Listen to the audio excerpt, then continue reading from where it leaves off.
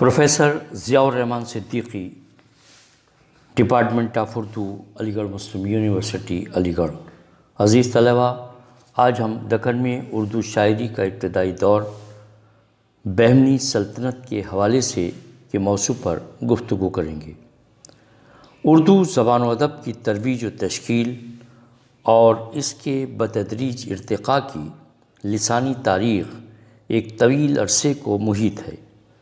محمد بن قاسم، محمود غزنوی، علاء الدین خلجی، محمد بن تغلق، بہمنی سلطنت، قطب شاہی، عادل شاہی، آصف جاہی اور عہد مغلیہ تک اردو زبان و ادب کی تاریخ شمال سے جنوب بشمول گجرات اور دہلی تک کئی صدیوں پر بکھری ہوئی نظر آتی ہے۔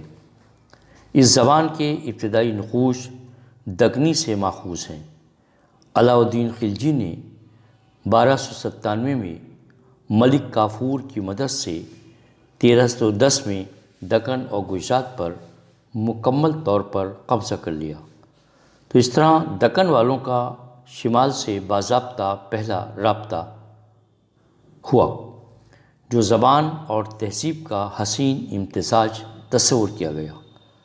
علاء الدین خلجی نے اپنے مفتوحہ علاقوں کو مستحکم بنانے اور سلطنت کا مضبوط نظام قائم کرنے کے لیے اسے 100 حصوں میں تقسیم کر دیا اور ہر علاقہ ایک ترک افسر کے زیر نگیں آ گیا۔ یہ امیران سدا کہلاتے تھے۔ یہ سبھی شمالی ہند سے تعلق رکھتے تھے۔ ان کی زبان مقامی بولیوں کے میل جول سے ایک رابطے کی شکل اختیار کر گئی۔ یہ نظام محمد بن تغلق کے عہد تک قائم رہا۔ محمد بن تغلق نے اپنے عہد حکومت میں پائے تخت دہلی سے دولت آباد منتقل کرنے کا حکم جاری کیا۔ بعد ازاں پھر دیوگری سے دہلی واپس جانے کا فرمان جاری کر دیا گیا۔ نتیجے کے طور پر سلطنت کمزور پڑ گئی اور امیران سدا نے محمد بن تغلق کے خلاف علم بغاوت بلند کر دیا۔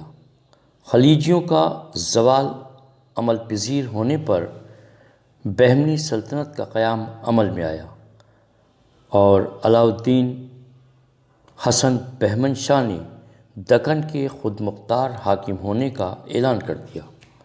تقریباً 200 سال تک بہمنی سلطنت کے 18 حکمرانوں نے حکومت کی۔ بعد ازاں کچھ عرصے بعد بہمنی سلطنت بھی کمزور پڑنے لگی اور سلطنت کے کچھ صوبے داروں نے اپنی خود مختار حکومتیں قائم کر لیں۔ ان میں گولکنڈہ، بیجاپور، احمد نگر، برار اور بیدر کا ذکر شامل ہے۔ بہمنی سلطنت کے سبھی حکمراں اہل علم، ادب دوست اور علم و فن کے شائق تھے۔ شعر و ادب اور فنون لطیفہ سے انہیں گہری وابستگی تھی۔ اپنے عہد کے شعراء اور علماء کو قدر کی نگاہ سے دیکھتے تھے۔ اس دور کے جن اہم شعراء کے نام قابل ذکر ہیں، ان میں سید محمد حسینی، خواجہ بندہ نواز کیسو دراز، بندہ نواز کے بیٹے محمد اکبر حسینی جو ایک معروف شاعر تھے، نظامی، مشتاق، شاہ میرا جی، شمس العشاق اور آزری کے نام سامنے آتے ہیں۔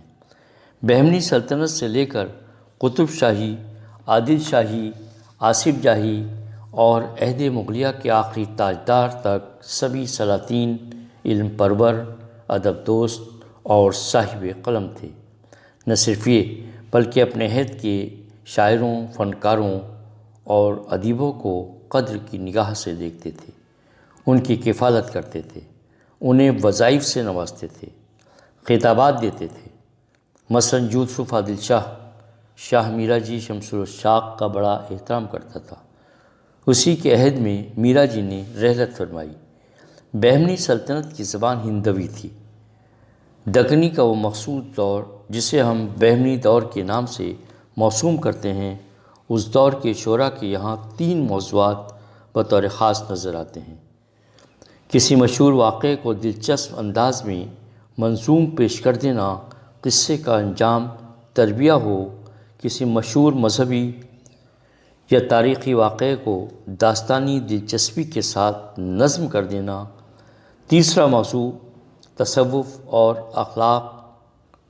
اخلاقی قدریں تصور کیا جاتا تھا۔ اس دور کے شعراء اور اہل کمال نے اپنی زبان کو ہندوی کہا ہے، لیکن جب شمال کے لسانی اثرات سے اس کا رنگ، روپ اور شکل قدر مختلف ہو گئی تو ہندوی کے بجائے دکنی کہی جانے لگی۔ شمس اللہ قادری اردو قدیم کی نئی شکل دکنی قرار دیتے ہیں۔ بھوگبل کا مصنف اور مشہور شاعر قریشی بیدری کے 1614 میں اس نے پہلی بار اس زبان کو دکنی کہہ کر پکارا۔ بعد ازاں اس کی 2 شاخیں سامنے آئیں، دکن میں دکنی اور گجرات میں گجری۔ گجراتی اور گجری دونوں الگ زبانیں ہیں۔ گجری زبان ہندوی اور دکنی کی ایک شکل ہے۔ تاریخ منظوم سلاطین بہمنیہ کا مصنف لکھتا ہے، دکن کا علاقہ جب مغلیہ سلطنت میں ضم ہو گیا اور سلطنت شمالی ہند کے زیر نگیں آ گئی تو اس کی جگہ شمالی ہند کی اردو نے لے لی۔ مختلف علاقوں اور عہد میں دکن کے معنی مختلف رہے۔ عالمگیر کے عہد میں گولکنڈہ اور بیجاپور بھی مغلوں کے زیر نگیں آ گئے۔ اورنگزیب نے 6 صوبوں مثلاً گولکنڈہ، بیجاپور، حیدرآباد، اورنگ آباد، برار اور خاندلس کو ضم کر کے ان 6 صوبوں کو دکن کا نام دیا۔ ایک خیال یہ بھی ہے کہ دکن اور دکنی کا صحیح تصور 19ویں صدی میں پیدا ہوا۔ مغلیہ سلطنت میں شامل ہونے کے بعد دکنی کا زوال ہو گیا اور یہ علاقہ زبان تک محدود ہو کر رہ گیا۔ اس کی جگہ شمالی ہند کی اردو نے لے لی۔ دکنی پر سب سے زیادہ اور گہرا اثر مراٹھی زبان کا رہا۔ بہمنی دور میں شاہی دفتر کی زبان ہندوی تھی۔ بہمنی سلطنت کے طاقت و تاراج ہونے کے بعد یہ سلطنت 5 حصوں میں منقسم ہو گئی۔ قطب شاہی اور عادل شاہی سلطنتیں زیادہ مستحکم اور دیر پا ثابت ہوئیں۔ آئیے اب ہم یہاں سے قطب شاہی عہد پر گفتگو کرتے ہیں۔ قطب شاہی عہد سلطان محمد قلی قطب شاہ نے 1518 میں قطب شاہی سلطنت کی بنیاد ڈالی اور گولکنڈہ کو اپنا پائے تخت قرار دیا، اور 1518 سے 1672 تک قطب شاہی سلطنت کے 7 بادشاہوں نے حکومت کی۔ 8واں حکمراں ابوالحسن تانا شاہ 1687 تھا۔ 200 سالہ قطب شاہی دور اور یہ دور حکومت، اس میں تقریباً 32 شعراء اور ادیب گزرے ہیں۔ 1687 کا جو پیریڈ تھا ابوالحسن تانا شاہ کا، اس کے 200 سالہ قطب شاہی دور، اور اس دور میں 32 شعراء و ادیب، ان کا بیشتر کلام مثنویوں کی شکل میں ملتا ہے۔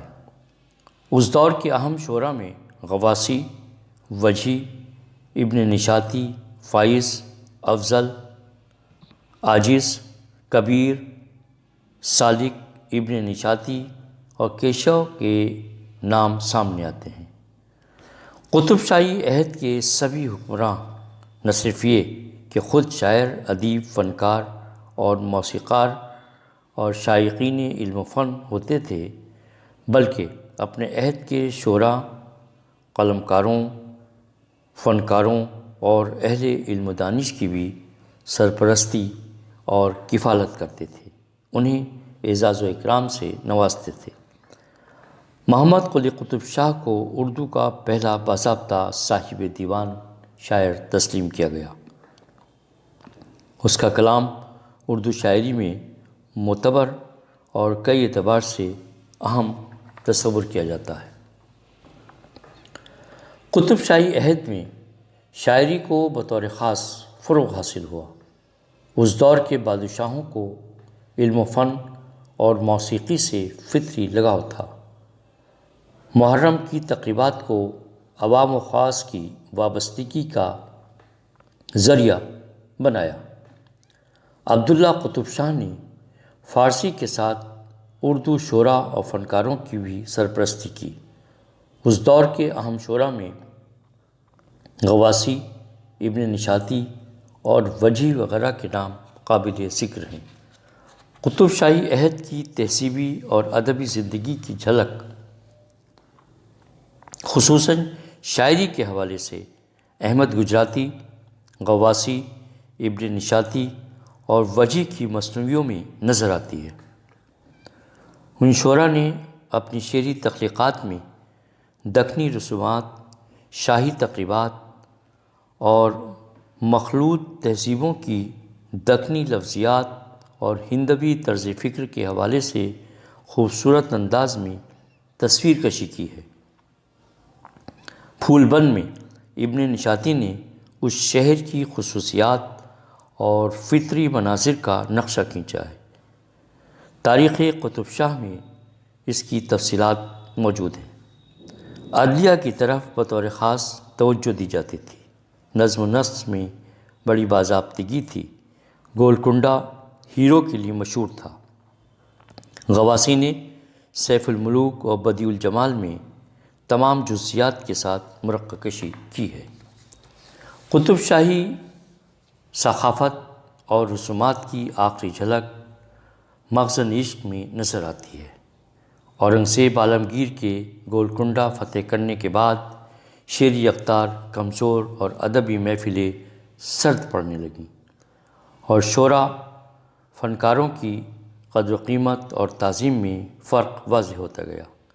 ابن نشاطی نے پھول بند میں، احمد گجراتی نے مثنوی یوسف زلیخا میں عہد گزشتہ کی تہذیبی اقدار اور زوال آمادہ تمدن کی تصویر بہت ہی خوبصورت انداز میں کھینچی ہے۔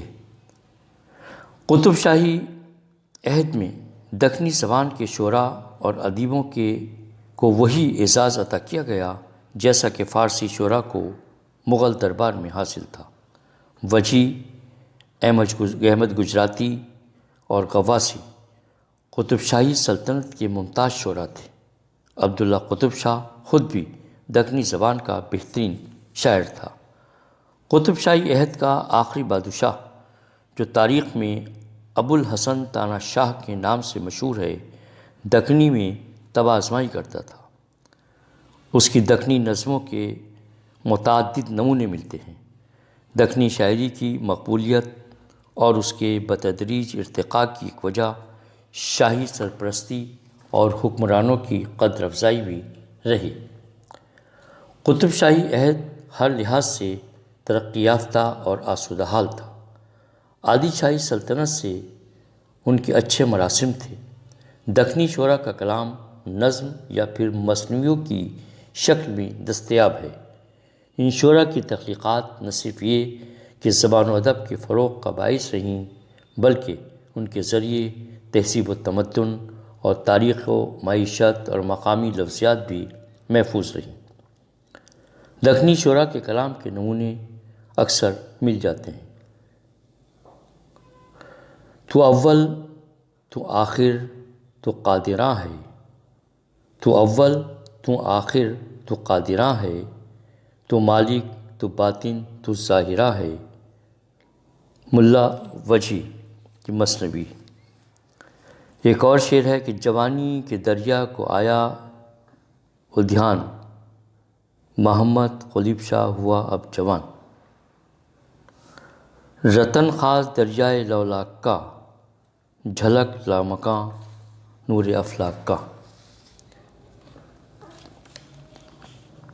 اس کے علاوہ اور بھی بہت سی مثالیں مختلف شعراء کی ان کے اشعار کے ذریعے دی جا سکتی ہیں۔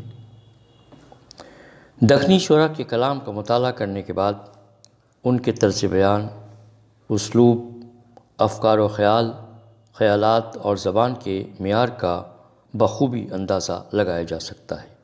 دکنی شعراء نے مثنوی کے علاوہ غزل اور صنف قصیدہ میں بھی طب آزمائی کی اور تصوف کے موضوع کو بطور خاص جگہ دی۔ ان کے کلام میں رزم بزم، حزن و نشاط، شان و شوکت اور لسانی طمطراق کے اعلیٰ نمونے ملتے ہیں جو اردو کی شعری تاریخ میں اضافہ کہا جا سکتے ہیں۔